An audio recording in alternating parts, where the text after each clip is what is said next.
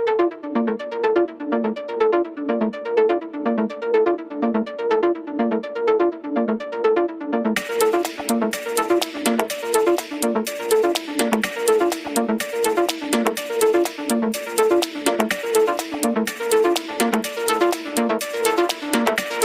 علیکم ناظرین، اس قسط کے آغاز میں اصلیحان اور جاندار آلیار کی سخت مخالفت کرتے ہیں کہ اس نے اورال کا ساتھ دینے کے بجائے ارطغرل کا ساتھ دیا۔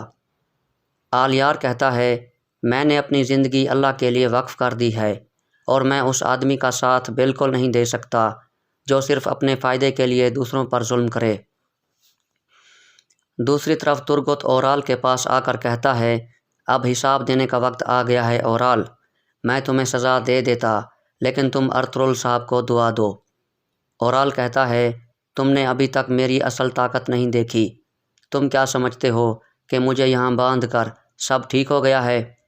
ترگت کہتا ہے کہ ایک کتا جو اپنی موت کے کنارے پر ہو وہ بہت شدت سے بھونکتا ہے، تم بھونکتے رہو۔ اورال کہتا ہے کہ جب میں یہاں سے نکلوں گا تو تمہارا منحوس سر اتار دوں گا۔ یہ سن کر ترگت غصے میں آ جاتا ہے، لیکن اتنے میں آلیار آ جاتا ہے اور کہتا ہے، وقت آ گیا ہے بھائیو، چلو چلیں۔ پھر ترگت اور دوان اس کے ہاتھ کھولنے لگتے ہیں۔ دوسری طرف اصلیحان بھی چولپان کے خیمے میں آ کر کہتی ہے، وقت آ گیا ہے بھابھی، پھر اصلیحان اس کے ہاتھ باندھ دیتی ہے۔ باہر ترگت اورال کو کھینچ کھینچ کر لا رہا تھا۔ اس دوران قبیلے کے لوگ کہہ رہے تھے، ہمارے اورال صاحب کو چھوڑ دو، یہ قاتل نہیں ہے۔ جاندار بھی اپنے خیمے سے باہر آ جاتا ہے۔ اورال اور چولپان کو مرکزی خیمے کے سامنے لایا جاتا ہے۔ اس دوران اورال چولپان کو کہتا ہے، یہ آخری رات تھی جو ہم نے ایک دوسرے کے بغیر گزاری، اس کے بعد موت بھی ہم دونوں کو جدا نہیں کر سکے گی۔ چولپان لگاتار رو رہی تھی۔ اس کے بعد سپاہی ان دونوں کو کھینچ کر حالنی بازار کی طرف روانہ ہو جاتے ہیں جہاں عدالت لگائی جانی تھی۔ دوسری طرف حالنی بازار میں سیکیورٹی کے سخت انتظامات کیے گئے تھے۔ اندر حلیمہ ارطغرل کے پاس آ کر کہتی ہے، مجھے لگتا ہے کہ کوپیک اورال کو بچانے کی کوشش کرے گا۔ ارطغرل کہتا ہے، اب وہ انصاف کو دھوکہ نہیں دے سکیں گے حلیمہ، اس فتنہ باز اورال کا اب خاتمہ ہونے والا ہے۔ اگر کوپیک نے اس کو بچانے کی کوشش بھی کی تو پھر بھی انصاف ہوگا۔ میں نے ان کے لیے ایک ایسا سرپرائز تیار کیا ہے جس سے ہر کوئی حیران ہو جائے گا۔ دوسری طرف قلعے میں ویسولیس پیتھروس کو کہتا ہے، آج حالنی بازار میں اورال اور لسکارس کا مقدمہ چلایا جائے گا، پھر ان کو سزا دینے کے لیے کونیا لے جایا جائے گا۔ تم راستے میں ان کے لیے جال بچھاؤ گے اور دونوں کو پکڑ کر یہاں لاؤ گے۔ پیتھروس کہتا ہے، ٹھیک ہے جناب، میں اپنے آدمی لے کر وہاں پہنچ جاؤں گا۔ پھر پیتھروس وہاں سے چلا جاتا ہے اور ہیلینا وہاں اندر داخل ہوتی ہے۔ ویسولیس کہتا ہے، میں تمہارے لیے بہت خوش ہوں، تمہارے بابا کے قاتلوں کو سزا مل جائے گی، آج ان پر مقدمہ چلایا جائے گا۔ ہیلینا کہتی ہے، میں بھی وہاں جانا چاہتی ہوں اور ان قاتلوں کے چہروں پر تھوکوں گی۔ ویسولیس کہتا ہے، کیوں نہیں، یہ تمہارا حق ہے۔ دوسری طرف حلیمہ کہتی ہے، مجھے یاد ہے جب گمشتگین پر مقدمہ چلایا گیا تھا تو سعد الدین نے کیسے معاملات خراب کیے تھے۔ حائمہ خاتون کہتی ہیں، اس کی تمام چالوں کے باوجود انصاف ہو گیا تھا۔ دندار کہتا ہے، ہمیں اس اورال پر مقدمہ چلانے کی بجائے خود ہی اسے سزا دے دینی چاہیے تھی، یہ اس قابل نہیں ہے۔ اتنے میں ارطغرل بھی وہاں آ جاتا ہے اور کہتا ہے، دندار، اگر تم چاہتے ہو کہ لوگ تم پر اعتبار کریں تو تمہیں عدالت کے ذریعے انصاف کرنا چاہیے، اور اللہ بھی ہمیں اس چیز کا حکم دیتا ہے۔ اگر تم جیسی سوچتا تو ابھی دونوں قبیلے ایک دوسرے کے ساتھ جنگ کر رہے ہوتے اور بہت سارے معصوم لوگوں کا خون بہہ جاتا۔ اتنے میں بامسی اندر آ کر کہتا ہے، سردار، وہ لوگ آ گئے ہیں۔ پھر ارطغرل باہر نکل جاتا ہے۔ باہر آلیار کی سربراہی میں اورال اور چولپان کو لایا جا رہا تھا۔ چولپان کہتی ہے، میں نے سوچا تھا ہم دونوں اکٹھے مریں گے، لیکن میرے بچے کی وجہ سے شاید مجھے بعد میں مارا جائے گا۔ اورال کہتا ہے، یہ جان لو چولپان، میں اپنے بچے کو یتیم نہیں ہونے دوں گا۔ امیر سعد الدین اور میرے بابا مجھے بے گناہ سمجھتے ہیں، اس لیے مقدمے کے دوران تم اپنی بات پر قائم رہنا۔ اتنے میں ارطغرل بھی باہر آ جاتا ہے اور ان دونوں کا آمنا سامنا ہو جاتا ہے۔ اورال کہتا ہے، دعا کرو کہ میں اس مقدمے میں مارا جاؤں ارطغرل، کیونکہ اگر میں بے گناہ نکلا اور آزاد ہو گیا تو پھر تمہاری ساری کہانیاں حقیقت میں بدل جائیں گی۔ پہلے تم اور تمہارے سپاہی، پھر تمہاری بیوی اور تمہارا بچہ سب میری گود میں آ گریں گے، پھر میں تمہیں انصاف کا مطلب سکھاؤں گا۔ ارطغرل کہتا ہے، دعا کرو کہ تم اس مقدمے میں مارے جاؤ تاکہ تمہیں مار کر مجھے اپنے ہاتھ گندے نہ کرنے پڑیں، اور جہاں تک تمہارے بچے کی بات ہے میں اسے ترک قبیلوں کی لعنت نہیں بننے دوں گا۔ جب تمہیں سزا مل جائے گی تو میں ہر ممکن کوشش کروں گا کہ تمہارے بچے کو پروان چڑھا کر ایک عزت دار سپاہی بنایا جائے۔ یہ سن کر اورال سخت غصے میں آ جاتا ہے، پھر ترگت اسے کھینچ کر اندر کی طرف لے جاتا ہے۔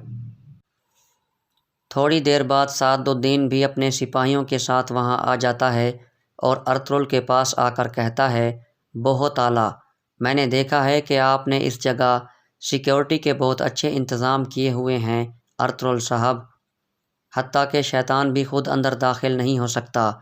ارطغرل کہتا ہے، اللہ ہمیں اندر کے شیطان سے محفوظ رکھے امیر سعد الدین۔ سعد الدین مسکراتا ہے اور پھر اندر کی طرف چلا جاتا ہے۔ تھوڑی دیر بعد جاندار اور اصلیحان بھی وہاں پہنچ جاتے ہیں۔ جاندار ارطغرل کو کہتا ہے، میں اس دن پر لعنت بھیجتا ہوں جس دن تم ان زمینوں پر آئے تھے ارطغرل، تمہارے فتنوں کی وجہ سے میرے قبیلے میں سکون ختم ہو گیا ہے، تم نے ہماری عزت کو برباد کر دیا ہے، اس مقدمے کا فیصلہ چاہے کچھ بھی ہو، اب سے تم میرے سب سے بڑے دشمن ہو، حتیٰ کہ کافروں سے بھی زیادہ۔ ارطغرل کہتا ہے، اللہ کرے کہ آپ کا قبیلہ انصاف پر قائم ہو، پھر اگر میں بھی کچھ غلط کروں تو آپ مجھے سزا دے سکیں۔ پھر اصلیحان کہتی ہے، میرا بھائی قاتل نہیں ہے، آپ نے ہمیں بہت زیادہ دکھ پہنچایا ہے ارطغرل صاحب، اللہ آپ سے اس کا حساب لے۔ پھر وہ اندر کی طرف چل پڑتے ہیں۔ اس کے بعد ارطغرل بھی اندر کی طرف چلا جاتا ہے۔ کچھ دیر بعد گھوڑوں پر سوار 3 آدمی حالنی بازار پہنچ جاتے ہیں۔ اندر سب لوگ اپنی اپنی جگہ پر بیٹھ جاتے ہیں۔ اتنے میں ہیلینا اور ویسولیس بھی وہاں پہنچ جاتے ہیں۔ تھوڑی دیر بعد سعد الدین اندر داخل ہوتا ہے تو سب کھڑے ہو کر اس کا استقبال کرتے ہیں۔ پھر وہ سامنے کھڑے ہو کر سب کو بیٹھنے کا کہتا ہے اور سب سے مخاطب ہو کر کہتا ہے، آج ہم جس مقدمے کے لیے اکٹھے ہوئے ہیں وہ نہ صرف 2 قبیلوں کے درمیان بلکہ 2 ریاستوں کے درمیان بھی ہے۔ اسی وجہ سے میں نے مرحوم گورنر کی بیٹی اور کارا جیسار کے عظیم کمانڈر ویسولیس کو بھی دعوت دی تھی۔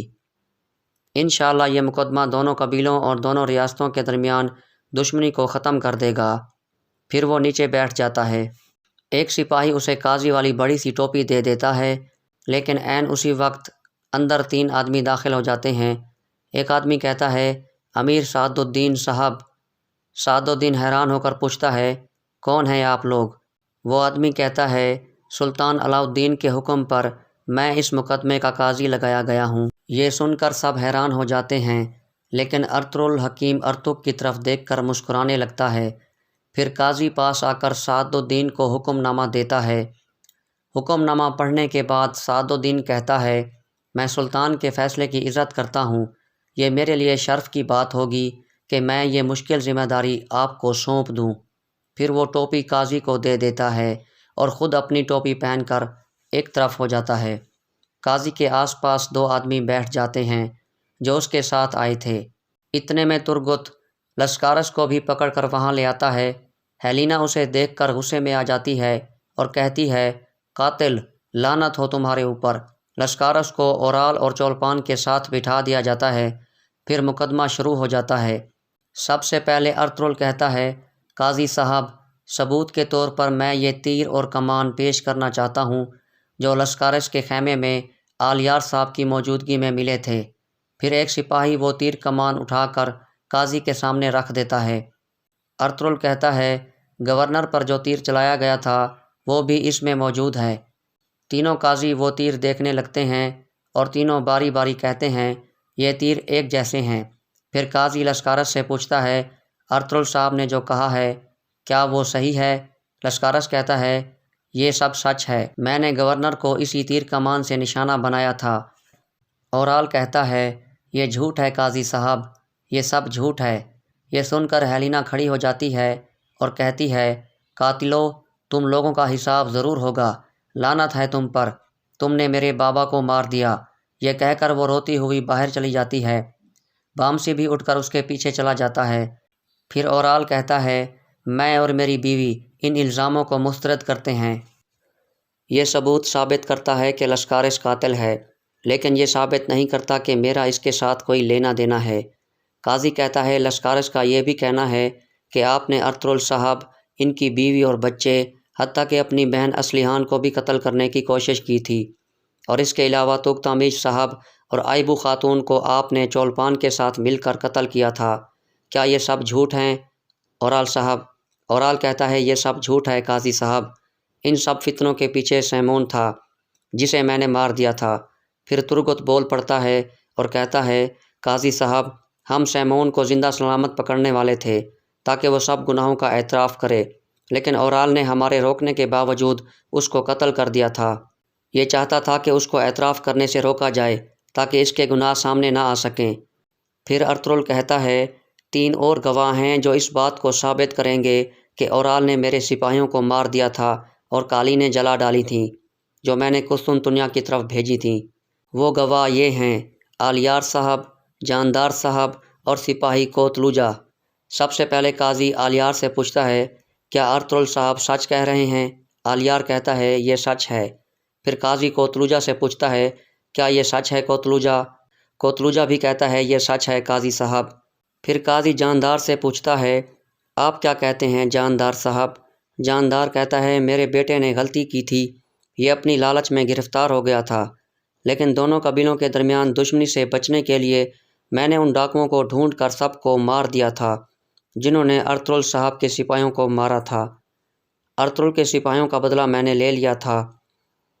ارطغرل کہتا ہے، اور آپ کا قریبی دوست توختامیش بھی مارا گیا تھا، ان کے بارے میں کیا خیال ہے؟ کیا ان کی موت رائے گاں چلی گئی ہے؟ جاندار کہتا ہے، ارطغرل ہمیں تباہ کرنے کی کوشش کر رہا ہے، یہ میرے بیٹے کے ایک جرم کو اپنی خواہشات پوری کرنے کے لیے استعمال کر رہا ہے، یہ جھوٹ بول رہا ہے۔ قاضی کہتا ہے، بہت ہو گیا، آپ اس طرح ہنگامہ کر کے انصاف قائم نہیں کر سکتے جاندار صاحب۔ پھر قاضی کوتلوجا سے پوچھتا ہے، آپ بتاؤ کہ آئبو خاتون کی موت آپ نے کیسے دیکھی؟ کوتلوجا کہتا ہے، توختامیش صاحب کی موت کے فوراً بعد وہ غائب ہو گئی تھی، پھر وہ دوبارہ واپس آئی تو مجھے اس کی حرکتیں مشکوک لگ رہی تھیں۔ میں نے اس سے بات کی اور اسے اس کے جرم کے بارے میں بتایا۔ اس نے لازمی اس بارے میں چولپان خاتون کو بتایا ہوگا کہ مجھے اس پر شک ہو گیا ہے اور اسی وجہ سے وہ ماری گئی۔ پھر آلیار کہتا ہے، کوتلوجا نے جب مجھے اس بارے میں بتایا تو میں اس کے خیمے میں چلا گیا، اس کو سانس بند کر کے مارا گیا تھا قاضی صاحب۔ اس کے سر کے پیچھے چوٹ کا ایک نشان تھا اور اس کے منہ کے اندر سے بکری کا ایک بال نکلا تھا جو تکیے سے اترا تھا۔ اس کے علاوہ اس کا جسم جامنی رنگ کا ہو گیا تھا، جو تب ہوتا ہے جب کسی کا سانس بند کر کے مارا جائے۔ یہی حقیقت ہے قاضی حضرت، اور یہاں اس قسط کا اختتام ہو جاتا ہے۔